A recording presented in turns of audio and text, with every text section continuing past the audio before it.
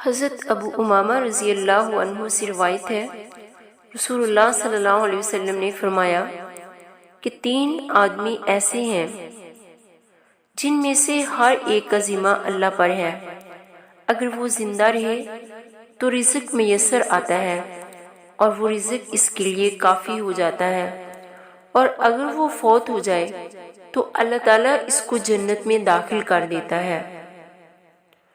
پہلا وہ شخص جو اپنے گھر میں داخل ہو اور السلام علیکم کہا، وہ اللہ کی ضمانت میں ہے۔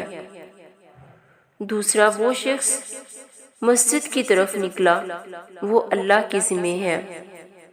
اور تیسرا وہ شخص جو فی سبیل اللہ یعنی اللہ کے راستے میں نکلا، وہ بھی اللہ کے ذمہ ہے۔ سبحان اللہ۔